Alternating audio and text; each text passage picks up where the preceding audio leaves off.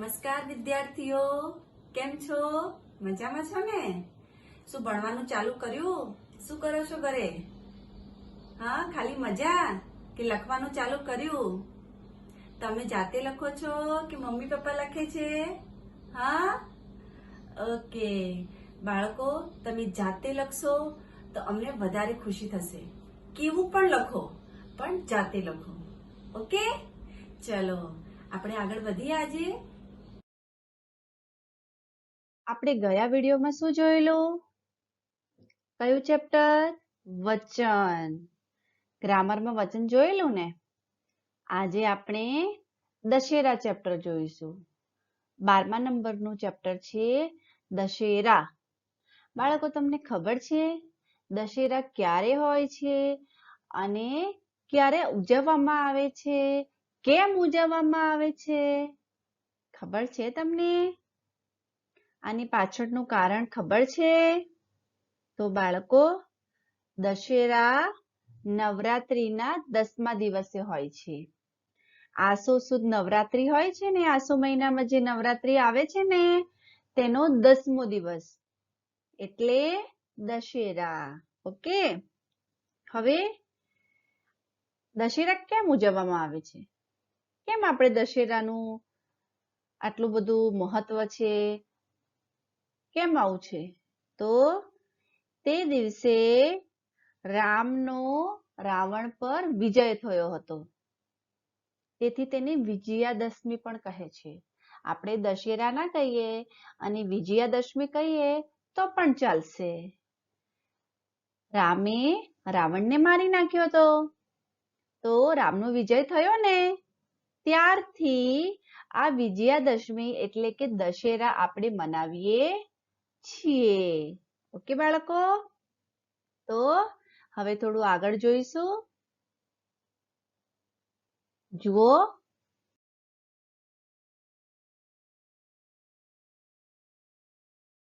દેખાય છે? રાવણનું પૂતળું બનાવેલું છે અને રામ શું કરી રહ્યો છે? રાવણનો વધ કરી રહ્યો છે અને બીજા બધા લોકો આતશબાજી કરી રહ્યા છે. ખૂબ ખુશ થાય છે. થાય છે ને? આપણે પણ જ્યારે દશેરા હોય છે ત્યારે શું કરીએ છીએ? રાવણનું પૂતળું બનાવીને આપણે તેનું દહન કરીએ છીએ. સાંજે કરીએ છીએ ને, રાવણને બાળીએ છીએ ને આપણે, અને પછી ખુશ થઈએ છીએ. તો આ શું છે બાળકો? તો આપણા અંદર જે શું કામ, ક્રોધ, લોભ, મોહ, અહંકાર આ 5 વિકારો છે તેનું દહન કરવાનું છે, તેને કાઢી નાખવાના છે અને સારા કામની શરૂઆત કરવાની છે. ક્યારે? દશેરાના દિવસથી. ઓકે, તો બાળકો જોઈએ આગળનું ચેપ્ટર, તો તમને વધારે માહિતી મળશે. જુઓ, આસો સુદ દશમ એટલે દશેરા. આસોની દશમ જ્યારે હોય છે એટલે દશેરા. દશેરા મોટો ધાર્મિક તહેવાર છે. દશેરાના દિવસે રજા હોય છે ને, એ ધાર્મિક તહેવાર છે બાળકો. આ દિવસે રામે રાવણનો વધ કર્યો હતો. કર્યો હતો ને? રામ રાવણનું યુદ્ધ ચાલ્યું હતું ત્યારે રાવણનો વધ ક્યારે થયો? તો દશેરાના દિવસે. તો રામનો વિજય થયો હતો, તેથી તેને વિજયાદશમી પણ કહે છે. દશેરા તો આપણે કહીએ જ છીએ, પરંતુ રામનો વિજય થયો તો, રામ જીતી ગયા હતા, તેથી આપણે તેને વિજયાદશમી પણ કહીએ છીએ. આ દિવસે શું ખાઈએ છીએ ખબર છે ને તમને? ફાફડા જલેબી ખાવાનો મહિમા છે. આપણે તે દિવસે ફાફડા અને જલેબી ખાવા જોઈએ. લોકો શું કરે છે બાળકો? રાવણનું પૂતળું બનાવે છે અને સાંજે તે પૂતળાને બાળે છે. બાળે છે ને? બાળકો, તમે પણ આવું કરો છો ને? રાવણનું પૂતળું બનાવીને સાંજે રાવણને બાળો છો ને, એટલે કે તે પૂતળાને બાળો છો ને? તે વખતે આતશબાજી પણ થાય છે. એટલે આપણે ફટાકડા ને એવું બધું ફોડીએ છીએ ને, આતશબાજી કરીએ છીએ ને, આપણે ખૂબ ખુશ થઈ જઈએ છીએ કેમ કે રાવણ મરી જાય છે, રામનો વિજય થાય છે. તેથી આતશબાજી કરીએ છીએ. તે જોવાની મજા આવે છે. આતશબાજી જોવાની મજા આવે છે ને. કેટલાક લોકો શસ્ત્ર પૂજા કરે છે. કેટલાક લોકો શું કરે છે? પૂજા પણ કરે છે દશેરાના દિવસે. કેટલીક મંડળીઓ રામલીલા ભજવે છે. ક્યાંક ક્યાંક શું થાય છે બાળકો? રામલીલાનું ભજન થાય છે. તો બાળકો, વિજયાદશમીનો દિવસ શુભ ગણાય છે.